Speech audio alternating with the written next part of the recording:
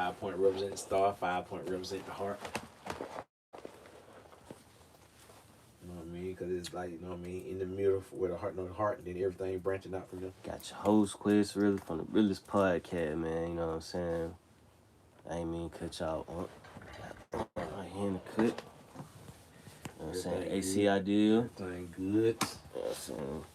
What you was saying though, my bad. We were talking about like the history of 5 points.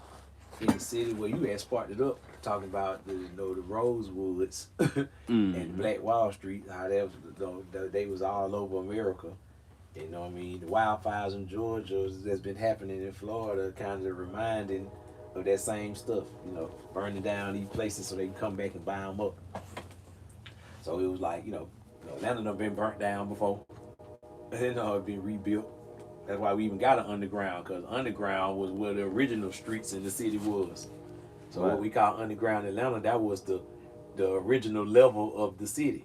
They burnt it down and then built on top of it. So the downtown that we got now is on top of the old downtown. But I'm talking about the extra.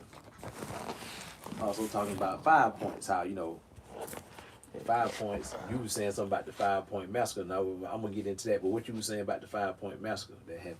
Oh, so the 5 point massacre or whatever, it happened like early 1900s. Okay. And like the same typical like story about racism around that time. They killed a couple black people. So I think that was what started off when they burnt the city down. I want to say that is what was the start of it. If I'm not correct, we're gonna have to go back and actually check that out, because that's the same time, early 1900, 1901, 1902, something like that. Right. I want to say when they actually like burnt the main part of Atlanta down. Damn. So that might have been around the same time, as far as that. But I hate to say, a lot of stuff they be doing ritual. Part of why they would probably kill them folks down there, because that's the heart of the city. So the star, 5 points, is talking about the star. So the star is like a symbol of man. Right. Arm, leg, arm, head. You got the 5 points on your body. Arm, leg, arm, head. Allah. We made in the image of God. I don't think they know how lit like the old 5 points was for real. That's what it is. You know what I'm saying? That was kind of use that old energy. You know what I'm saying? Like, man, it was the underground. It was the energy of why they call Atlanta the Black Mecca at the time. Because anytime they call something a Mecca, Mecca was known as being a trade spot where everybody around the world would come to this spot, because they knew all the traders were coming and bringing their best stuff. So if you want to get jewelry, if you want to get silk, if you want to find musicians and poets, they all would come to the Mecca, and that's where you would find all the good stuff. Hold up, I ain't mean to cut you off. So now we reading the comment. He said, "Hey, are you a cop?" Nah, bro. I'm not. I gotta pay the bill like everybody else, bro. So we the S1Ws, security of the first world. Right. That look, Professor Griff know. The other nigga talking about nigga forehead pushed all the way back to the Martin Luther King era. What? Hey, bro, that nigga here crazy. We represent Dr. King. It's all good. Exactly. You said the right name, the right resemblance. King shit. What you was saying though about say he said that. Hold on, tell them let them see my hat right quick. So you said they look like Dr. King. Yeah. You see that right on. What you talking about? But anyway, what we talking about? We were talking about going back to the 5 points. Being the heart. You know what I mean? Of the downtown. And like a heart got the 5 main, you know what I mean? The right ventricle, left ventricle, right atrium, left atrium. Then you got the big veins, aorta. Respect. Oh, listen up. So just like the heart of downtown, it was like the Mecca. So anything you really wanted in Atlanta, if you ain't nowhere to go, you can go downtown. If you going downtown, you looking for some jewelry, if you looking for some information, if you know what I mean, you want to get some green, get some weed, you want to learn something about about God. You know what I mean? You wanted to buy some good food, some cupcakes or what, bro. Everything was downtown. It's almost like, man, Atlanta downtown Atlanta was like a international world market or something. You know what I mean? Where it's like everything was tapped in. Okay, so while we talking about downtown, tell them a little bit about like the Freaknik era, like. Mm. So which is crazy because downtown happened to be one of the main areas Mm. when the Freaknik happened. So it was basically like a black spring break. So you know what I mean? Just imagine, you know what I mean, black, kids on spring break. So you know what I Right. mean, everybody by having fun, listening to music, riding with the top down, conversating, you know what I mean, boys and girls talking to each other, you know what I mean, good food, good music, you know what I mean, being fresh, you know what I'm saying? With whatever was filed in that time. Man, some of the best looking folks you probably ever see. Hey man, you know what I mean? Females for the males and males for the females. We was coming for each other. How did it feel like? How did it feel like the vibe when all that good music was coming out around that time? Man, that was man. Imagine like certain song just coming out for the first time, and it's like that era, like you fresh out of high school, It was college era. You know what I'm saying? yeah. It was kind of deep because the Freaknik really became popular with the rise of Atlanta music. You know what I mean? Mm. It just so happened, they was already still doing black family. I mean, spring breaks before then, Daytona Beach. You know what I mean? But it just so happened that they kind of moved. After being down in Florida for so long, they started coming to Atlanta because Atlanta started having concerts. You know what I mean? Folks had Jack the Rapper before, which was like a big rap seminar conference that this dude used to have for all the new artists to come, and some of the artists that was already established. They was already coming to Atlanta.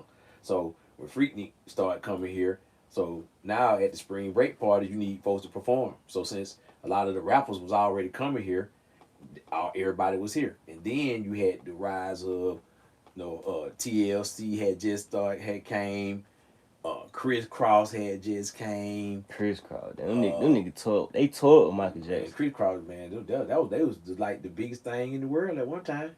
Shit, They toured with Michael Jackson, bro. Come on, bro. that's Said the crazy. Michael movie out right now.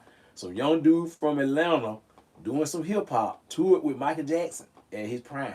Okay, this was right around the time of the Dangerous album. What we just talking about. Oh, so it was that album. That Teddy Riley produced. That was right around that same time. That's when Chris Cross popped off 92. You know what I mean? 91, 92.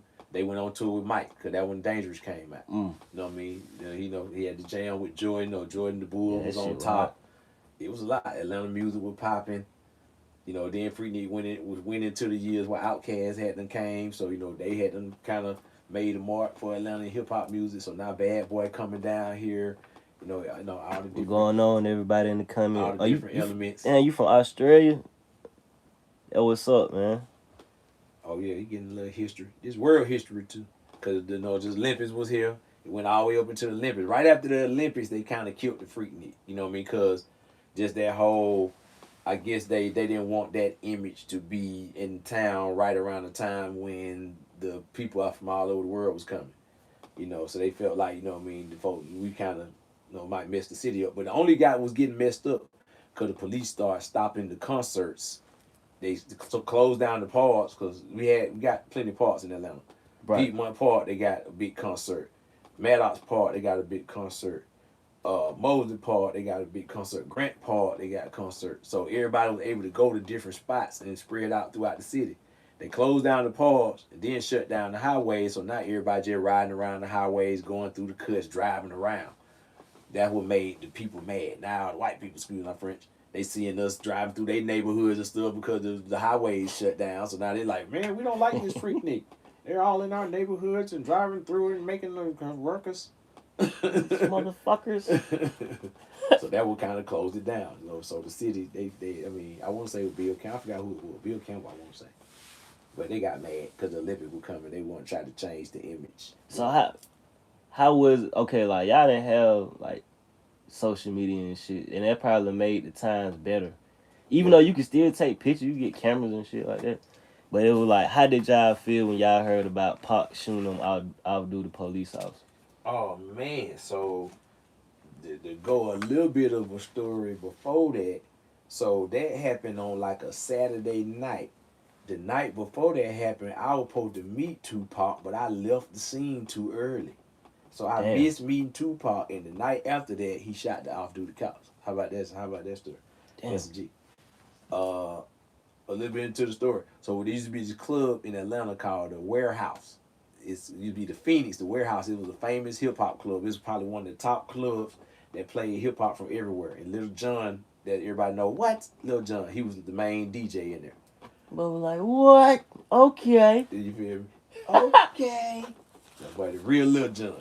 But he was a fire DJ. Well, he played Lil Jon Before he was Lil Jon. Before he was the artist Lil Jon. Right. So he would play everything. So he would go through his motion, New York music, West Coast music, South music. He gonna get on some reggae. He gonna play some R&B.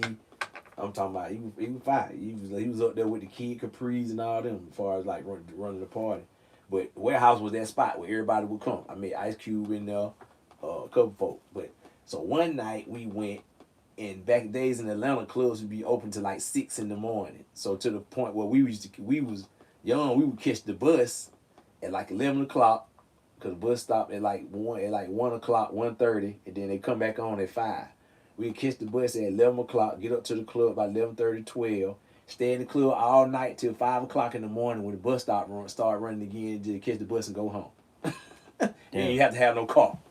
That shit sound fun. What? Then you have to have no car, and you can go to the club. You be straight. Just stay in there till the club close, 5 in the morning, and then you can hop on the train and go home. You know what I mean? It was cool because girls was on the bus too. You know what I'm saying? That's how a lot of y'all youngsters came about. But it wasn't no social media though, so I know it was way better. Like, it was way more of a vibe. Man, ain't nobody in their phones and everybody was into what they each was other, into. for real. You know what I'm saying? And part of the reason why the relationship scene is kind of bad now, because it's so much other stuff to be into. You ain't into your man. You ain't into your lady. Yeah. You into all the other shit, and then trying to get them a little time. But anyway, going back to the pop story. So Warehouse used to be the spot where all the rappers would come. So it just so happened that we would go every Friday. I got this job, I was trying to be a responsible adult, so I had to start the job on Saturday morning. You know what I mean? And Pop, he just pop up places. Gemini, that's how they be. Like Prince, like Andre 3000, they just pop up somewhere. You don't even know when they coming. So we was at the club Friday, but I had to go work the job in the morning. So we rode the bus by 10. I stayed there to the last bus like 1:45, and I'm like, hey man, I'm gonna go to the house, y'all. I gotta get up in the morning and go to work. When I usually be kind of like bumping, I'm stay there all night still just go to work. But now right. I ain't had no job at the time, so I was just working. I catch the bus and go home. We were so cool with the dudes and the managers at the club that my cousin them got on the phone in the office and called me at the house. Like, bro, you at the house? You don't got back to the house? I'm like, yeah, man, I'm finna get ready to lay down. I gotta get up in the morning. Cause like, bro, you'll never believe who in the club right now. I'm like, who? He like, Pop. I was like, what? He like, man, he just came in, bro. He upstairs with us, bro. Then he just smoked the blunt with us, just pulled me some Hennessy and everything. Damn. I'm like, man, you lying. He like, no, bro, he in here right now. Boy, hey, I ain't have no money. I ain't gonna lie. I tried to call me a cab. I was gonna catch a cab up there, and I was just gonna get out and run. I was that geek because I was a super Tupac fan. Juice had just came out. He had just dropped the album, Tupacalypse. So man, Juice, we was a fan of Tupacalypse album. I was super fan of. So I was like, boy, I wanted to meet Pop. Yeah. Folks say Pop was in the club, but I was trying to find every way to get back to that mug. That was before Uber. This before all that. So only way you gonna get back is you got a car or you got a taxi. And I could not get no taxis to come to the hood. They was like, no, we're not coming over there. So man, I had to wait there in the morning till cousin them showed back up at 5 in the morning. Like, boy, we just chilled with Tupac, shawty. Man, he was cool as hell. Man, he was up there kicking it with everybody. He came to the upstairs, ain't nobody really see him. So everybody who was upstairs, he was kicking it with us. So shawty, man, pulled me like two cups of hen, gave me 2 poles out the thing. Man, smoking with her, kicking it. Got there, had the DJ, made the DJ play his music. I was like, man, you lying, man. So this was Friday night. Saturday night, I guess he was still out Right. riding around. They say he riding through downtown. He ride by an area and see these two, white dudes harassing this black kid, like, beating up on him, slapping him around or whatever. So he hop out on him, like, And people don't know, Pop, the folks was Black Panther, so Pop is trained with that gun. Pop wasn't just no cat that's on there talking about, I got my gun and he ain't never shot it. This man trained. So that man, So he hop out, see these two white dudes, like, hey, bro, what y'all think y'all doing? Y'all messing with the young dude? What's going on? They like, oh, hey, the N-word with the hard R. Get out of my face, get out of here, before we do something to you. He like, what? So they say they try to pull out, so before they pull out, so that boy Pop dropped to one knee, pop, pop. They hit both of them cats, hit one in the stomach, hit the other one in the stomach. Damn. They grabbed the dude, they done hopped in the limo and dip. Come on, shawty. Grab that nigga, boom, they hopped in the limo, dip. Then they come back, so they off-duty police officer, so they call the cops and say, hey man, the dude in the limo just shot us. So when they catch up with Pop and tell him where they found him. He tell them what happened, Oh, they find out, from witnesses and people that was out there, oh man, y'all was off duty. What y'all doing out there harassing this man? Y'all drunk. They were drunk too. So, they don't came from the bar or whatever. Probably went to Bench City, don't tell them what they did. But they were down by that area. But yeah, that boy Pop, man, Hey, the surgically popped two off-duty police officers. They tried to draw on home, say home and dropped down and hit both of them. Pop, pop. Tell them about the and rescue the kids. They snapped the dude up, throw him in the limo, say, "Come on, you with me." What? Hey, that boy Pocket G, man. Oh yeah, right here in the city of Atlanta. Right here, downtown Atlanta. Yeah, they were real hit. That shit went down in history. Down in 5 Points, man. Like I say, 5 Points used to be, man, you could find everything, bro. It where I probably learned a lot of what I know as far as knowledge of life. Just experiences, of trying to hustle and, just be grown and survive on your own. But it was a place where you can do that because it was, it was all kind of folks. It was folks out there trying to enlighten you and help you, and there were folks out there that'll scam you. Like you go downtown and lose your socks.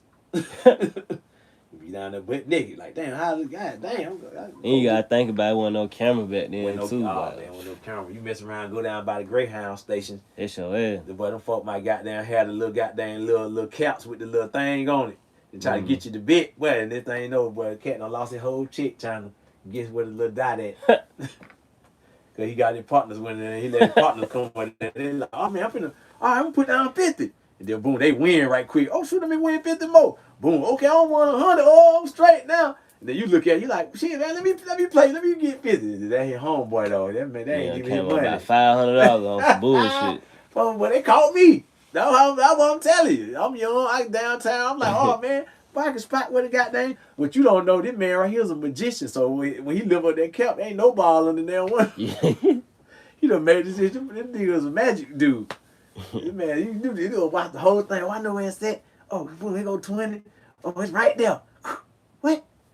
I was right here, Charlie. Like, man, hell no, that thing went up under them. I'm like, go again. You might get it. I think you got it this time, folks. Yeah, go ahead. All right, put down. Hey, man, you might well put 20 more so you can get no double or nothing. All right, here go 20 more. Well, that nigga caught me for about $100, bro.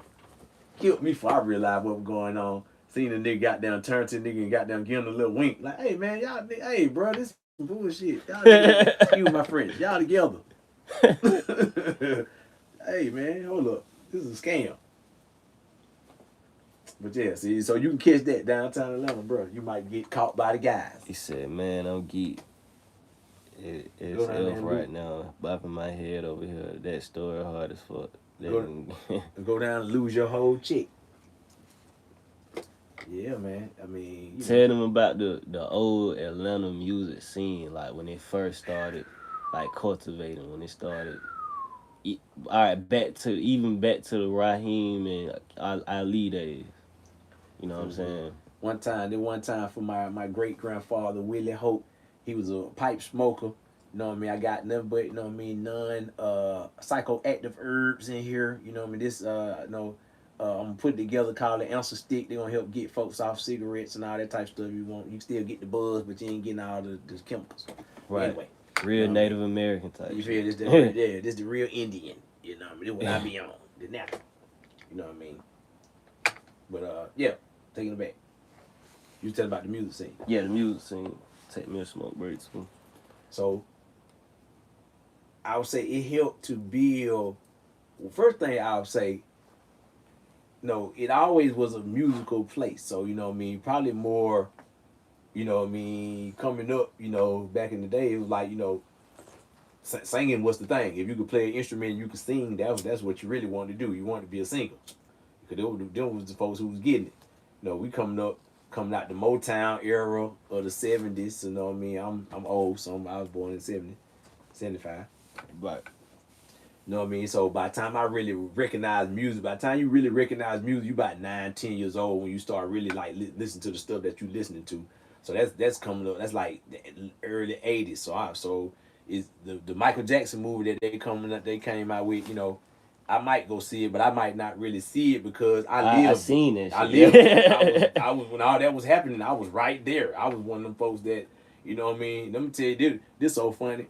When Michael Jackson popped out, his energy was so fly that we thought he was a new. We think he a new artist. Right. So I'm talking to my mom and them trying to put him on to dope. him. That dope as fuck, trying to put bro. him on to the like mama. Oh, it's this new guy out, man. His name is Michael Jackson. He just came out with this album, The Off the Wall, and the Thriller, man. This man, he can dance, he can sing, he the best. My mama like, boy, Michael Jackson been out. I'm like, what? She's like, what? She's like, you ain't never. Hold on, let me play something for you. She gonna pull out some Jackson 5. Oh baby, give me one more chance. I'm like, that's him. She's like, yeah. Like, how old is he? Like, he's like 8, 9 years old. What? This man been singing since he was 8, 9 years old, and he been good since back then. I'm like, damn, you really, mama, you lying? Like, bro, this is him and all his brothers. Oh, I'm like, what? That whole family can sing. Man, this is crazy. So I'm like 9, 10 years old, learning about Michael Jackson and the Jackson 5. I'm like, yo, Michael Jackson is a G. So he been doing this and back then, and he way more fired now. So he just done got fired as he done got older. He just got better. So by the time I recognize him, he on the Thriller, man, he the man. Yeah. So you know that's the thing. You know, everybody know me. We trying to be Jackson 5. You trying to get you a dance group. You trying to get you a singing group. So you know a lot of. That's why, you know, you got the early Atlanta music, you know what I mean, was a lot of, you know, the TLC, you know what I mean, the Escape, it was the singing, because, you know, R&B was the thing, you know, but I was in the era where we seen the invention of rap. I remember when the radio wasn't no rap music. Everybody was singing. It was love music or it was dance music. That was it. Dance, R&B, love music, R&B, and some rock music every now and then. Wasn't no rap. So now, you know what I mean, they rapping. You know what I mean? The Message, the Sugar Hill, the first stuff, Run DMC. You know, they playing on MTV. So we in Atlanta, you know what I mean? All this going on in New York. So, you know, to really get the real hip hop in Atlanta, we had to have somebody that was up in New York that would get the stuff and bring it back to us. I had cut Tony. So just so happened, my cousin them was living, they were, you know, born here, but their mama was dating a guy from New York, and they had to move to New York in the early '80s. So cuz he up in New York, he into the hip hop. His mama and the boyfriend put him on to the hip hop. So he buying mixtapes, you know. So he probably a little older than me. I'm like 10, so he probably like 13, 14. You know, you're a teenager when you really get into your music. So his mama boyfriend was getting him all the mixtape, Run G. DJ Red Alert. People don't know that how DJ. If you know about DJ Red Alert, that's how he became famous. He was like the first real like big time mixtape DJ in New York. Him, Grandmaster Flash, and Grandmaster Cass. Then it had DJ Chill Out, Cool Chip.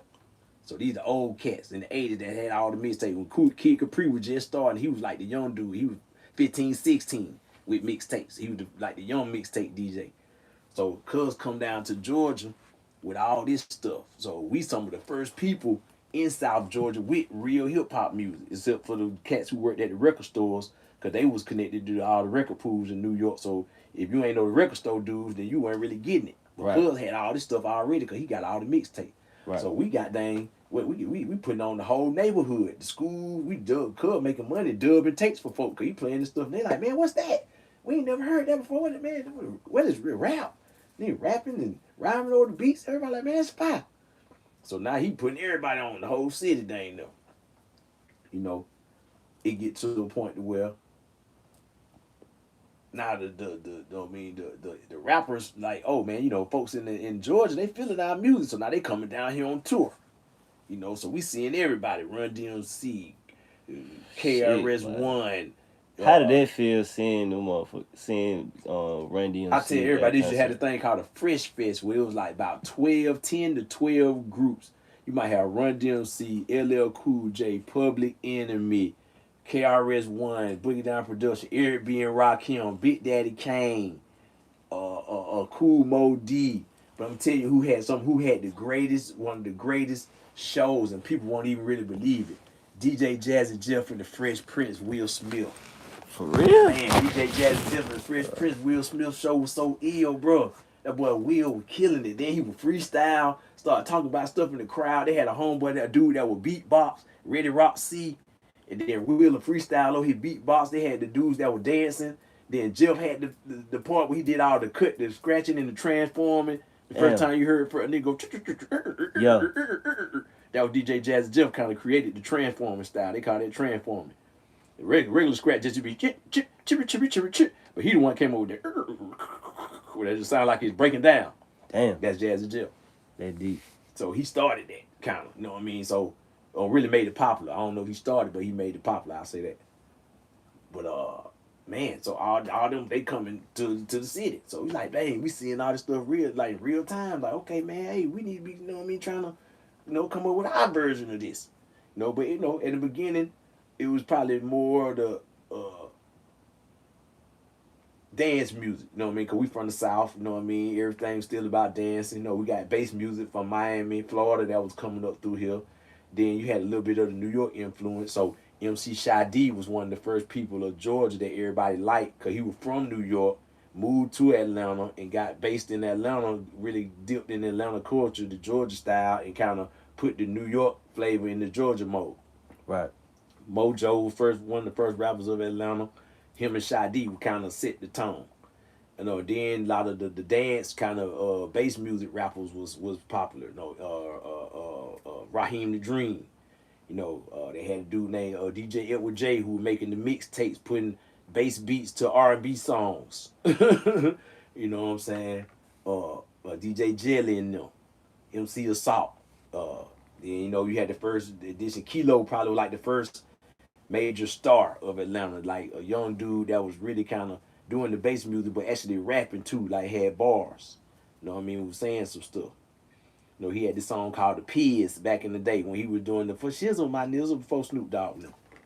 Rizzy on the tizzy, so this is a zizzy. He was rapping that whole little For Shizzle type shit. Yeah. It's a song. Look it up, y'all. On Google. The Piz, Kilo. He was doing that first. Before Snoop. One of the pioneers of Atlanta. And then, you know, I mean, I guess kind of right after that, you know, you guys had Hard Boys, you got Success in the Fit, you had Sammy Sam.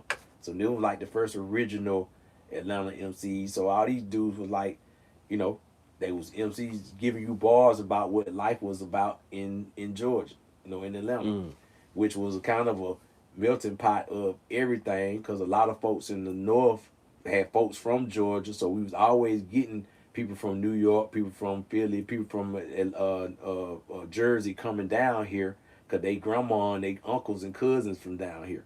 So there was always, you know, hip hop was always big in Georgia because we had the New York South, the North South connection. Right.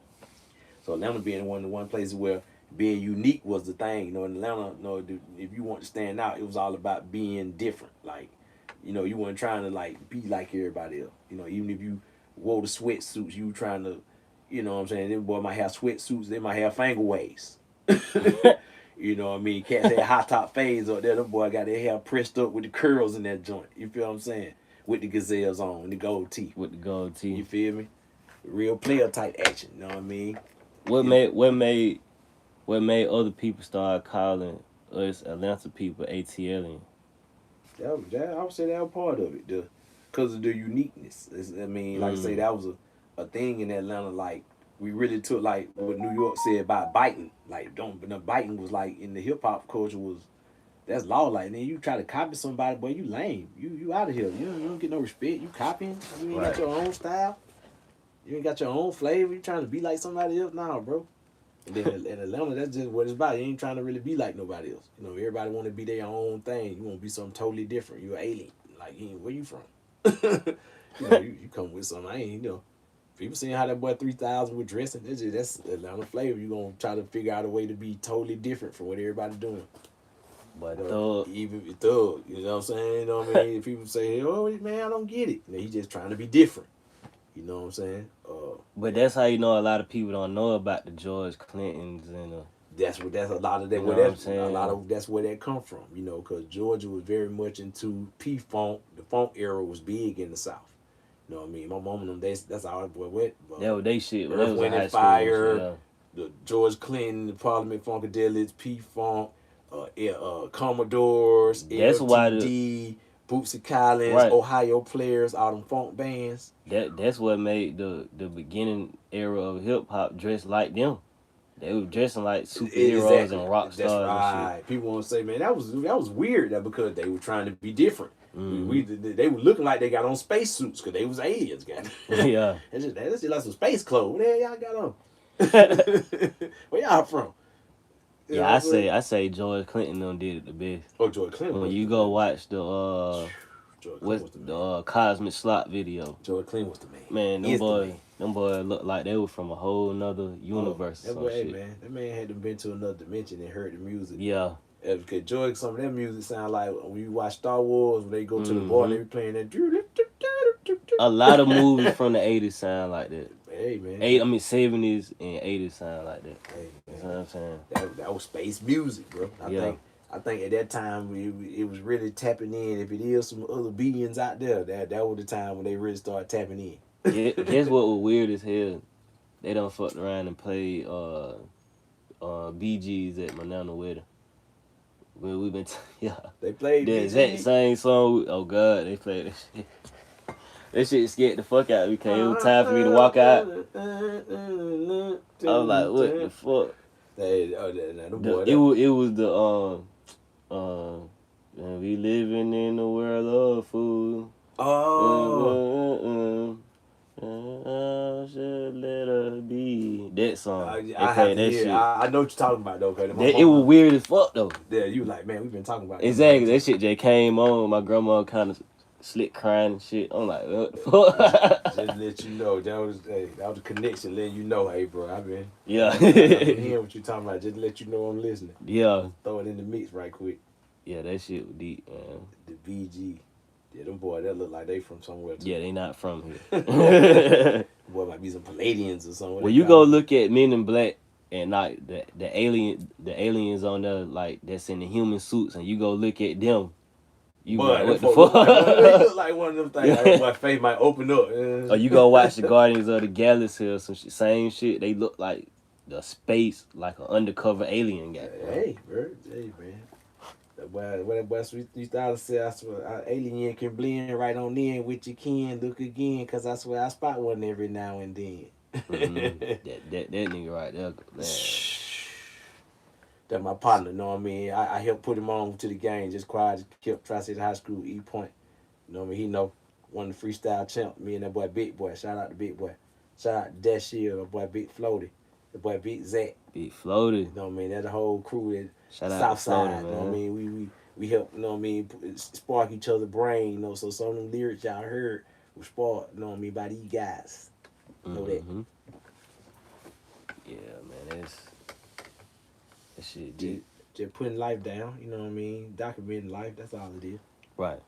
You know, and you gotta be known.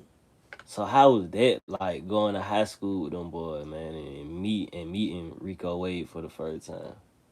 Oh man. I had met the same thing. Like, what was your experience personally? It was kind of crazy because we really were really supposed to be in that area, you know. The family had planned on, you know me, moving to some other places in Atlanta. But just so happened, you know what I mean, I know your grandma, my mom, you know what I mean, they all found this one house that we all, so my mother, you know what I mean, it's 5 of them sisters. They all had kids. They found this house with like 8 bedrooms. So all the 5 sisters moved into the house with all of their kids. So you got a house with like 17 people in there. You know what I mean? So we in East Point, Atlanta, southwest Atlanta. So we right down the street from Tri City where we can walk. We walk to school every day. So, yeah, you know what I mean. It's a newly formed school, so it was 3 different schools. One in the city, East Point. East Point had Russell High School, College Park High School, Hateville High School. So they took down all these schools and put all of the 3 schools in one school, all 3 cities, and called it Tri-Cities High School, 3 Cities High School. So that's kind of where it came. So we was there in the beginning. I think it was like 1990, 89, 90 when they first started. So that was my freshman year was 90. That's how I'm telling you how old I am. So yeah, so I'm there. We there when it first started. So like one of the first classes of the school. So it was a performing arts high school. So what I mean. It was.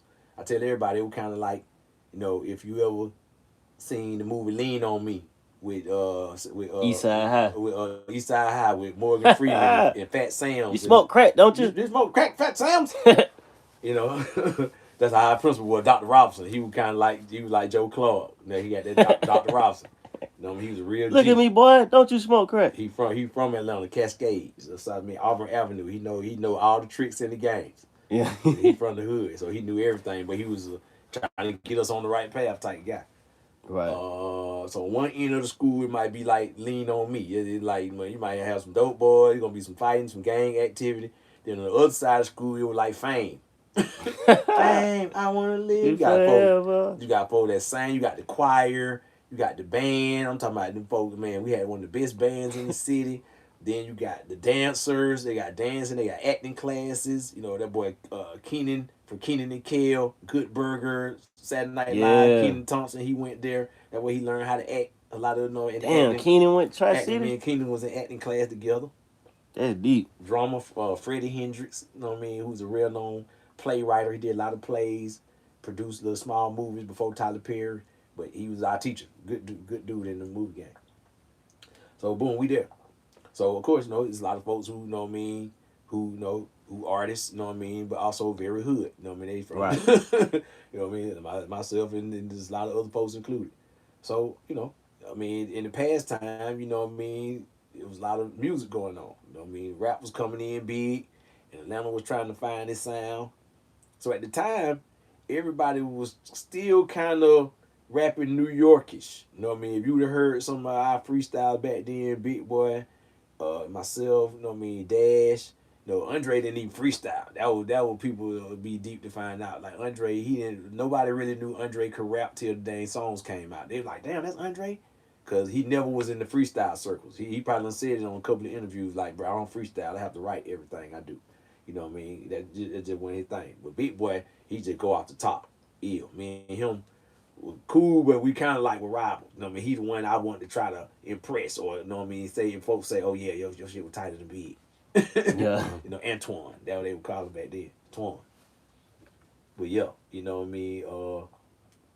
so yeah, like I say, we there kicking it. Me and Dre, his cousin Paul is like one of my he a little older than me, so he like my OG. He want me to hang with him. He like to shoot ball, so we play basketball, and people used to like bet for money. We play games, $20 a game. So in the morning, he come to get me to play to win some money.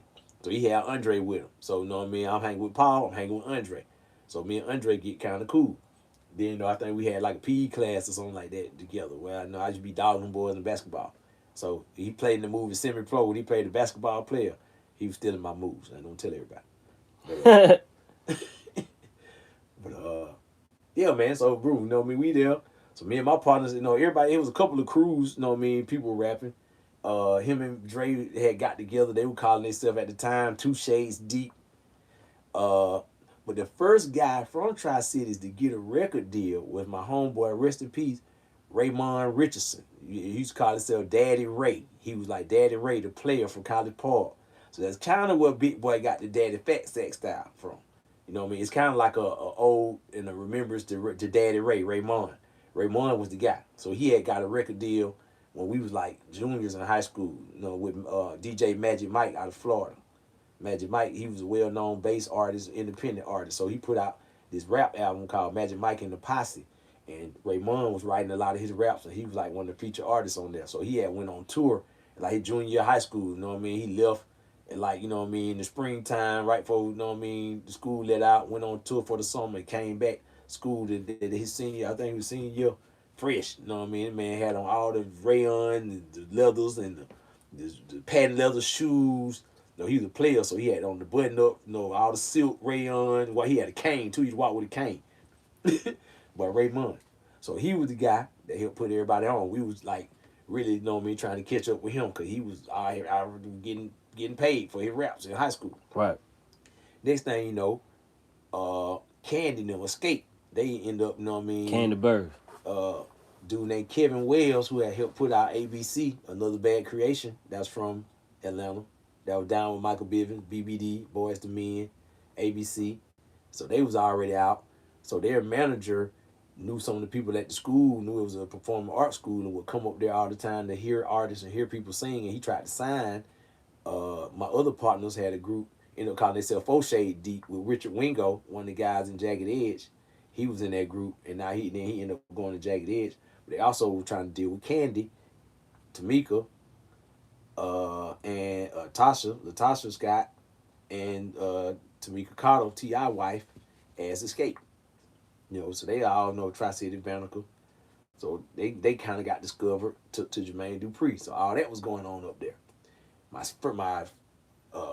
My freshman year, T-Boss from TLC was a junior, so they were a senior. She was graduating and doing TLC. So TLC, when they first came out, she was just getting out of school, still coming to school, telling folks at the school about the video. Right. So all this was going on in Atlanta early 90s. All this stuff, all these folks, we in high school still, and all this stuff going on. From TLC to Escape to Outkast to Jagged Edge. We all teenagers. They teenagers doing this stuff. So that kind of blew up the scene of Atlanta, coming from Kilo, you know what I mean? But all of that is really due, a lot of it, I ain't gonna say all of it, a lot of it due Rico Wade.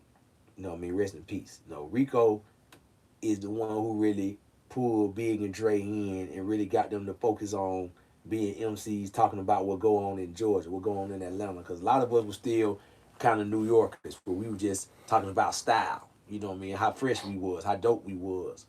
No, how doper my style is than yours. Or niggas was super gangster. You talking about what you gonna do to somebody just being gangster. But Rico kind of was like, no, y'all need to talk about what we do in Atlanta. Y'all need to talk about what the flavor is in the South. We still use the New York vocabulary. We want you to be lyricists, make it lyrical. But right. we gotta talk about what we really do. We can't get on here talking about no shit we don't really do.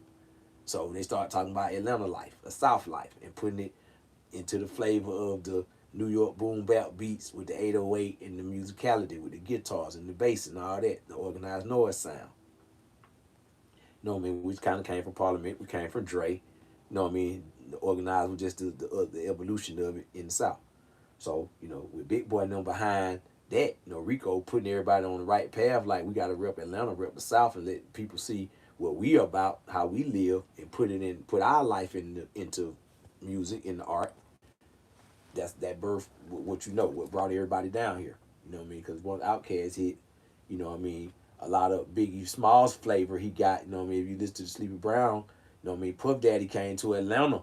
So before Puff Daddy came to Atlanta, Biggie Smalls only used to wear bandanas, scully hats, vests, like hood shit, camo, real New York hood shit, boots. He came to Atlanta and seen a boy talking about Southern Playalistic, went back and started rocking the cane gold, the leathers, and the Coogee. I love it when they call me Big Papa. Throw your hands in the air if you's a true player. Mm-hmm. Now you talking about player style. Because Puffy came to Atlanta. Puffy directed the Players Ball video. Because he was a top executive at Arista. Right. LaFace Records was under Arista, so they sent Puffy as a style director and a director to help the boys, goddamn, you know what I mean, do the video. He really directed the video. But they was like, yo, we gonna have to put the Atlanta style in there. You feel what I'm saying? We rocking the jerseys, you know what I mean? We got the cane goals. We talking about Southern Playalistic player shit. So that kind of helped Biggie Small too, Atlanta. So we got that connection with New York again. There you go, you know what I'm saying? Then all the labels start coming. Then this thing, you got the. He made that boy Andre take his shirt off. Yeah, he told that man, take your shirt off. It'll look sexy. Take your shirt off. You're a superstar, boy. Hey, I guess what age. I mean, he know where to work in the industry where them folks want to promote you. You know, Yeah. somebody got to be the sex symbol out the group. I'm like, you a sex symbol, boy. Being aggressive. Hey man, the Puff Daddy, bro. God dang. Yeah, he dang sure was down in Atlanta trying to take over. Man, nigga used to hang in LaCora. Well, he came to it. He What came the there a couple fuck? times. Like, that's some hood shit. Yeah. You know what I mean? He came. Nigga went to times. LaCora a couple times, bro. Bro, I mean, bro used to be in Atlanta. Like he was in Yo. Atlanta. He was in Atlanta when it was everything was just coming up. 112 and SOs and all that stuff. But Puff Man, was I all kid in, he was y'all in the not. middle of that stuff. We was in LaCora one night. We looked up. That nigga was on the stage with some people that we know about. I don't know them niggas personally. I know who they is. But that was a real hood. And Man. yeah, exactly. He was on stage. We was like, what? That Diddy. What Diddy doing? Well, hold up. P Diddy in the car? Exactly. What the hell? That was like a year or two before all this shit went down with him. You know what I'm saying? I seen somebody had a little video of it. I'm like, okay, that boy, hey. But Diddy, he was in Atlanta. I mean, the man had stuff going on in Atlanta. He was getting his groups out of Atlanta. The girl from Total, 112. Yeah. You know what I mean? So he was down here doing his thing now. A lot of flavor of that Bad Boy that he injected the Bad Boy. A lot of that flavor was from what he seen in Atlanta now.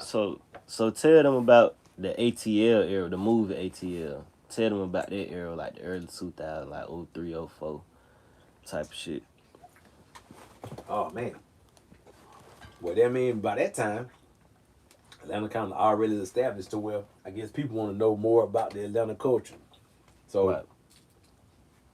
A lot of people know Dallas Austin. It was based off, you know what I mean? You know, Atlanta skating rinks was the thing. You know what I mean? We didn't, you know, we was teens.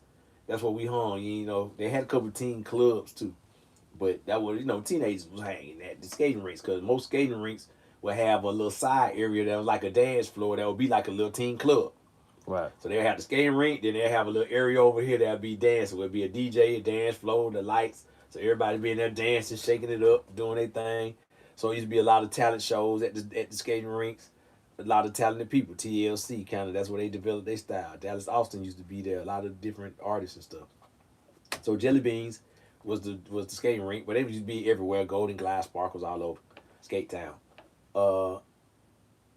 They kind of got that idea to kind of talk about Atlanta culture and then show how that's how a lot of the culture spread through the young people partying, hanging out, being at the skating rink, being in the hoods, doing their thing. So that's where they got the movie. Dallas Austin, T-Bars. I think Will Smith and Jada put money behind the movie. So those are the four major people that kind of put that movie together. Will Smith, Jada, Dallas Austin, the producer, and T-Bar. Because it was kind of based off they dealings back in the Jelly Beans. So I just so happened to be, you know what I mean, doing some of the transportation work, you know what I mean, for the movie. You know what I mean, and was working at the hotel where they end up working at the hotel where everybody was staying at. So I ended up, you know, hanging out with all the folks from the movie, you know what I mean, really going, man, let me say this right here. One of the realest actors, the realest folks in Hollywood that got that money on the low, but so humble, that boy Jason Weaver, that played Lil Michael Jackson in the Jackson series. You know what I mean? Dark skin. Played on Thea. Played on Smart Guy. He played Teddy in ATL, the one with the gold teeth that was making the gold teeth and stuff. Jason Weaver, man, that man is the coolest cat in Hollywood. Been in the game, played Michael Jackson. Got that bread, but he just kick it like a real just man from Chicago. He a Chicago dude, man. Just like one of the cold Chicago players, man. Just real humble, man. Cold cat. Him and Jackie Long. Jackie Long, yeah. That was in. Got Picasso on your. You got Picasso in your wall. and he was in. He was Idlewild. Idlewild, yeah, I love him in that shit. That shit was dope. I forgot what his name was. Idlewild. I forgot. It was a funny ass name. Yeah, that boy Jackie Cole. He cool dude too. He was kicking. T.I. was there. He was kicking it. You know what I mean? Everybody. Lauren London. You know what I mean? I was kicking it with Lauren. You know what I mean? Her. Oh, I got to meet Diana Ross. Cause her son played T.I. little brother. Little Evan Ross. Evan Ross. Man, Evan got real cool while all that was going on. So introduced me to his mama, and her bodyguard at the time was a dude that played for the Pistons back in the day, Mark Davis. You know what I mean? I Detroit Pistons was my favorite team, Isaiah Thomas and them, so I recognized him right off the bat. Bro, then you used to play for the Pistons. You played basketball, didn't you? He's like, oh yeah, man, oh yeah, you know I'm doing it. I'm here. I got a security company now. I'm doing security for Diana Ross. But Right. Diana Ross come to watch Evan do his part of the movie. She come, ooh, with Tracy Ellis, bro. Ooh, good Lord. Oh, shit. Man, I got to hug Tracy Ellis Ross a couple times. Man, good experience. I still want to experience that shit. Good experience, man. It was cool. She seen me too at the club. So after I met her, I seen her. She was in town for a little while. We went to a club the next night, and she was in there with another rapper. I ain't gonna say who. Know what I mean? But she came down from where he was at. He came over to where I was at. Like, hey, G. I'm like, oh, what's up, Shawty? What you doing here? Oh, it's okay. Oh, you in here with them? Oh, okay, yeah. It's all cool. Yeah, I'm here with my people. Yeah, man, you look good. God dang. Okay. Yeah, man. Well, when you get tired of hanging over there, you come over Come on over here. I know what I told her. She just laughed. She's like, you crazy. Went back up there and kicked it with the rapper guy. But anyway. Yeah, man. Diana Ross, man. This man was in ATL kicking it. But, man, yeah, they were cool. The only thing, man, the director, that man was there, man. I was looking out for him, you know, and getting his car parked, all kind of stuff, man. That man ain't got nothing. Look out and leave, but no money. But come on, man. Yeah, man. Who the director for that I movie? ain't gonna even go into it, man. That man played me and my whole crew. He ain't giving none of my crew no dollars or nothing, man. We was, you know what I mean, handling business for you. That's Damn. all good. We ended up getting paid other ways, but yeah, he ain't give up the money he was supposed to give up. He said he was gonna do something, he ain't do it. You know, he just gave that my folks just gave you $2 million for a movie. You don't want to give me my money. You know how folks feel. Man got $2 million. He don't want to give it up. Anyway. Yeah, that's crazy. But yeah, man, that was a good process, man. T.I. first movie, so he was real kind of, you know what I mean, you know, concentrating.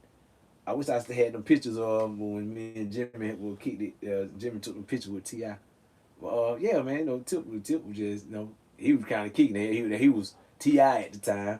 So of course, you know what I mean, you know, everybody was trying to, you know what I mean, hang with him and kick it, you know what I mean, be in the vicinity. But I hadn't seen him plenty of time because the quiet kept, you know, when he was hustling, some of his folks was hooked up with my folks, so we used to see him before he was T.I. You know, he was Tip in the hood trying to get what he was trying to get. Right. So, you feel me? So it was like, oh, what's up, bro? What's going on? Okay, go. So it's that type of thing. But yeah, man, home, you know what I mean? I think he represented with Lauren London first time acting. You know what I mean? So she was cool. You know what I mean? The twins, you know what I mean? I found out they were like best friend with the Kardashians. Oh shit. You know what I mean? They were kicking it. I didn't even know they was like. I didn't know they were living in Beverly Hills like that. One of the sisters, hey man, that was my little partner right there. You know what I mean? That's a fine motherfucker too. Kardashian. I could have been goddamn hanging with Kim and them. I don't know. They try, hey man, they try to get me too. I ain't finna change nothing on me though. Hey. I'll take a chance. Hey man, say I took a chance. Hold up, bro. You went to Calabasas. Yeah. I spent the weekend out there. Calabasas.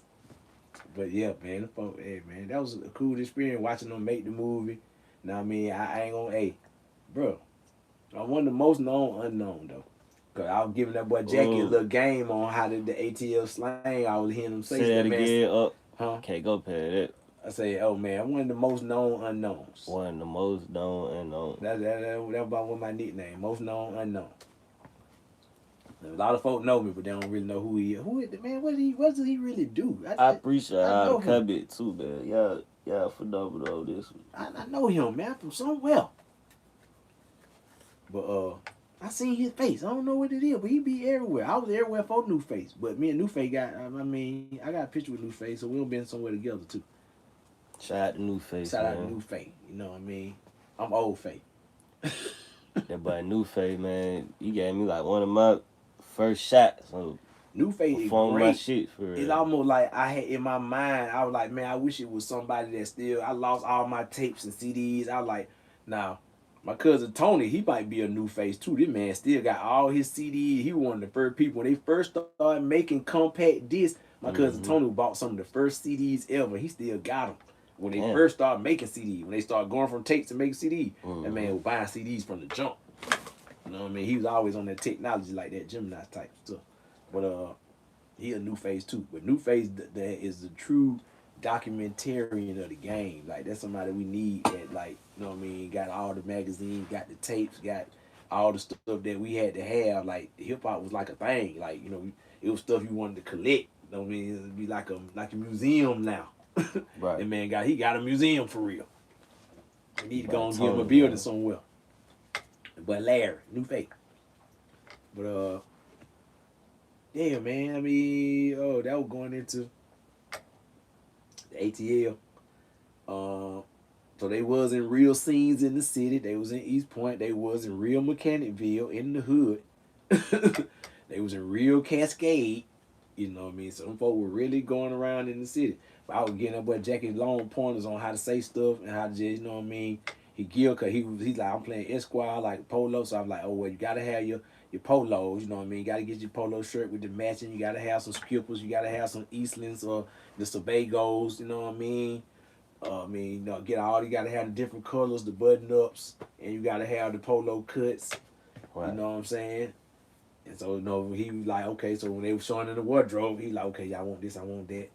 But AC said it gotta be the prep style, you know what I mean? You gotta put it all together. You know what I mean? Look at Young Dro. What Young Dro be on, that was like the thing. That's why he owned it, cause that come from old Atlanta where we was polo too. Just they got the low lifers in New York. But they were low life in Atlanta. The OGs, they was always on the polo down. You know what I mean? Polo down. I mean, y'all probably were getting the first Gucci's and stuff, but they was getting them down here too now. Right. They were getting the real polo Ralph Lauren's. You know what I mean? And Gucci, Louis Vuitton. They were going up there where y'all was at and bringing it down. So they been rocking that joint since the 80s too. MCMs, all that.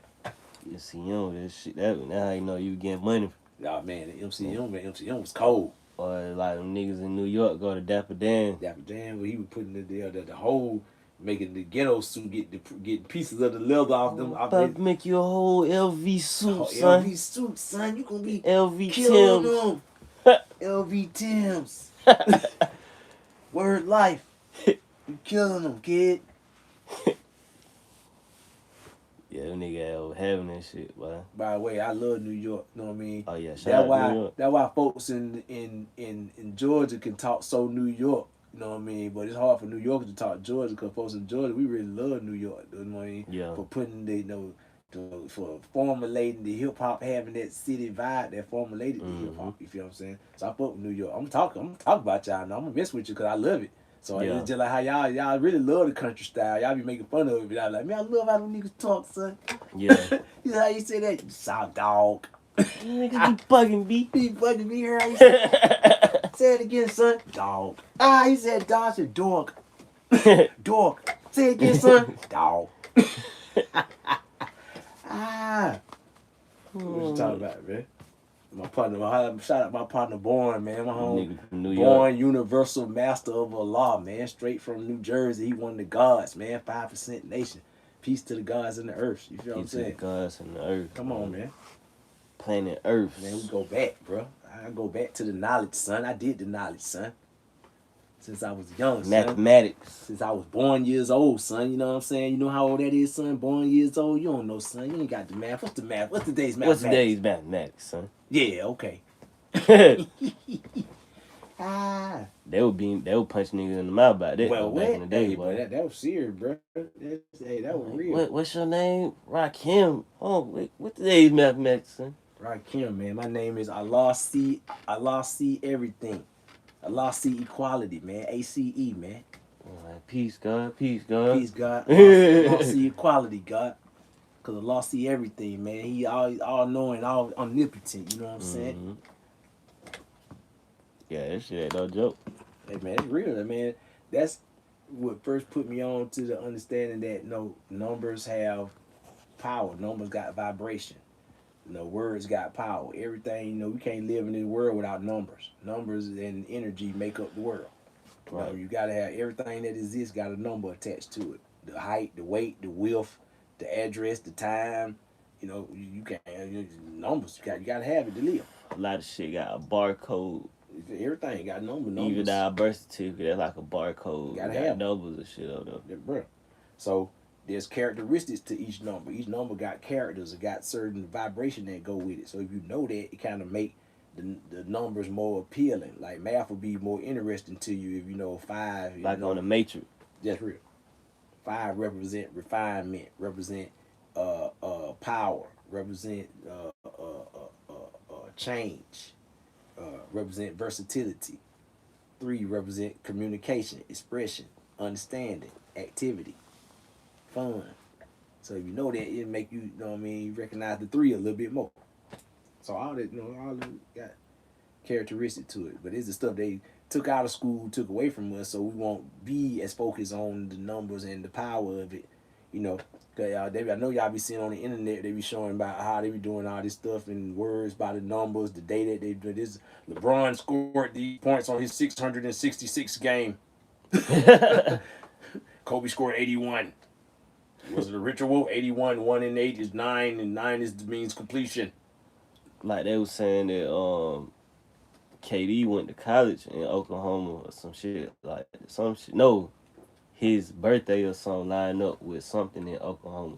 And when he played, that's why when he played for the Thunder, Oklahoma City, he kind of dominated. Okay, hey man, you know what I'm saying? They say a lot of stuff that be going on. You know what I mean? September 11th, 911 is when they hit the towers. Come on, man. You know all that. 911 mean emergency, and then they hit the towers and tried to set the emergency on in the whole world. Everybody, emergency. Crazy shit. Oh no, the Muslims is trying to go to war. Now you them deal with the 911. Everybody who remember.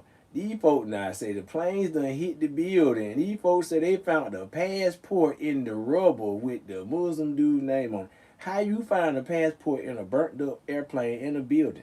Exactly. Bruh, this boy actually put that on the news. We found a passport in the rubble of a Muhammad Atta. What? How? And all the other papers just so happened to burnt up. The man was on the plane. The plane hit the building and blew up. How you find his passport? The plane blew up inside the building, and the building came down.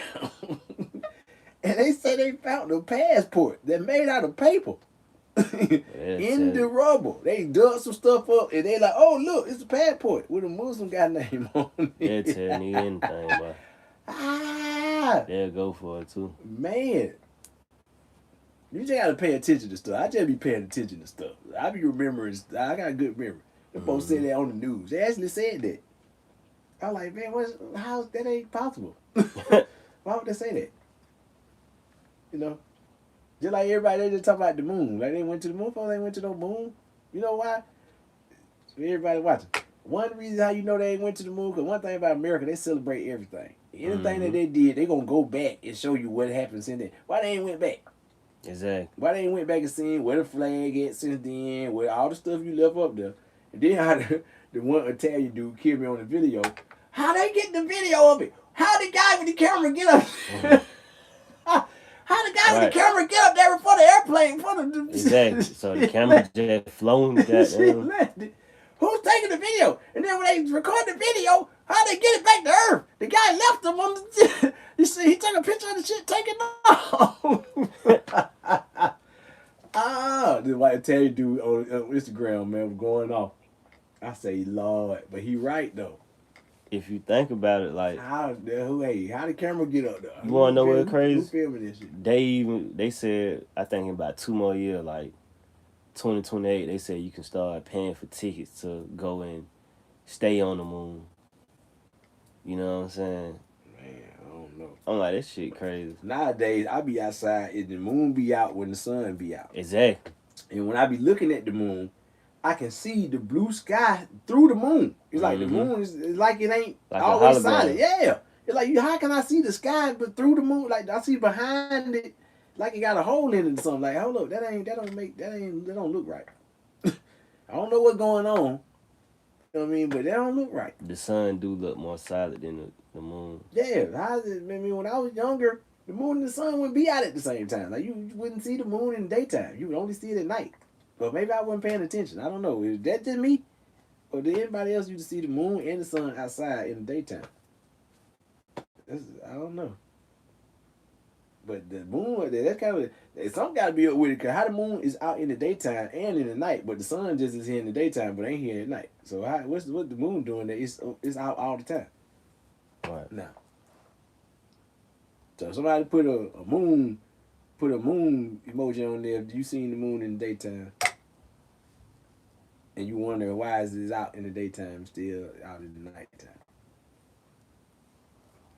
Yeah, man, that this stuff we be seeing though from here in Atlanta. Mm-hmm. Just telling you what we've been noticing. Yeah, man, it's real Atlanta talks, man. Just had to drop a little gems on them. Yeah, man. We will return, goddamn. Type of stuff we be building on, we be around here, man. Hood yet heavenly is the way of life that we live in, man. You know, because you know some of us are from the hood, and the hood has beautiful things about it. You know, the community of the hood, the way they stick together, the foundation of what the hood represents. It represents a neighborhood. It represents a community of people all together. No matter what's going on over there, folks gonna try to make it the best that they can. But you can't be so hood, so ghetto, gangster, and all the low vibration that you ain't recognizing heaven. That you don't realize you need to try to get to the better side of things. Feel me? So, hey, and then being heavenly, you know what I mean? You can't be so heavenly and so holier than thou and so the Bible, the Quran that you just condemning everybody and thinking you better than everybody. Right. You know what I'm saying? So, we ain't all about it, super, I gotta be this way, I gotta be perfect. Like, nobody can be perfect. Like, ain't nobody, we all got flaws, you know what I mean, and things we gotta deal with, but we still trying to strive to be the best of ourselves. But, right. You know what I mean? I ain't saying that I'm better than nobody because I got to a certain level because I was down there. You know what I mean? I'm down to somebody else. Somebody else that's above me in stature. They looking at me like you down there. Mm-hmm. So that's life, man. That's how it goes. Well, hood your heaven, HYH. So HYH, man. The balance, man. You know what I mean? Y'all stay tuned, man. And we will be back soon. It's just what we be doing. So we just let y'all views know. Peek in So today. you got AC Ideal. And you got your host Quest, really from the Really Podcast, man. We're gonna be back. Y'all stay tuned.